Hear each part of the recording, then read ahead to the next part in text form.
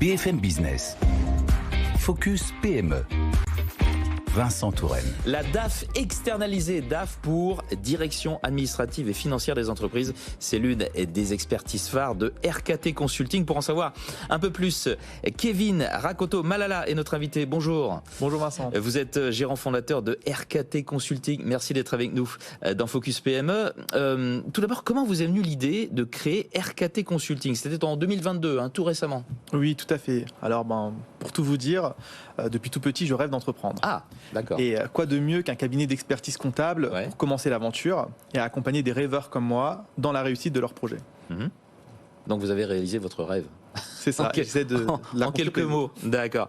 Quelles sont les grandes expertises de votre cabinet RKT Consulting et à qui s'adresse-t-il?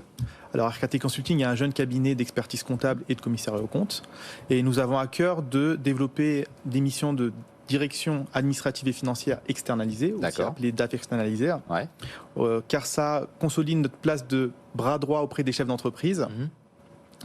Nous nous adressons aussi bien auprès des TPE et PME qu'auprès des acteurs de l'économie sociale et solidaire, tels que les associations, les fondations et les fonds de dotation. Ok. Alors, avant d'aller plus loin, qu'est-ce que la direction administrative et financière externalisée?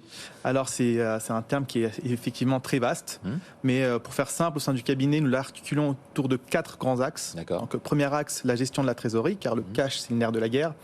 Donc, on accompagne les chefs d'entreprise dans l'optimisation de la gestion de la trésorerie.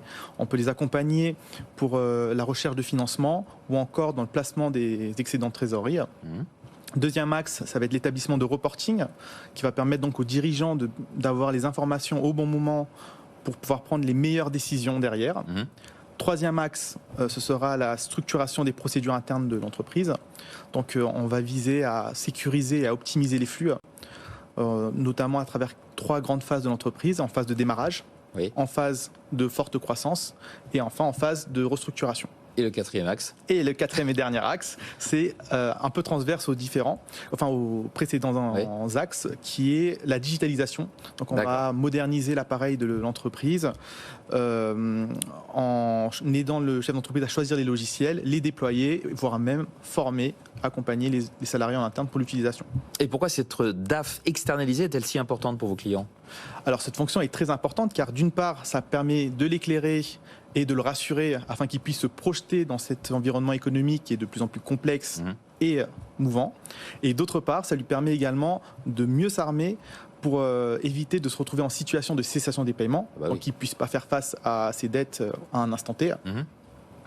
Et cette situation que redoute tout chef d'entreprise peut l'amener vers des situations beaucoup plus délicates jusqu'à la liquidation de la société et donc mettre un terme à son rêve d'entrepreneuriat.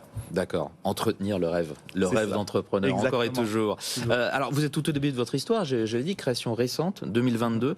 Qu'est-ce que vous prévoyez pour la suite? L'avenir est devant vous, là. Oui, alors effectivement, là, nous sommes déjà très heureux. En début d'année, nous avons embauché 2 personnes et nous comptons poursuivre une croissance soutenue pour atteindre à horizon 2027 10 collaborateurs et un chiffre d'affaires d'1 million d'euros. Et autre objectif, on souhaiterait aussi continuer à nouer des partenariats solides avec par exemple des avocats, des conseillers en gestion de patrimoine, des notaires, pour pouvoir proposer à nos clients un écosystème favorable au bon développement de leur business. La prochaine étape, création d'un écosystème. Merci beaucoup Kevin Rakoto Malala, gérant fondateur de RKT Consulting. Merci d'avoir été avec nous. Merci Vincent, au revoir.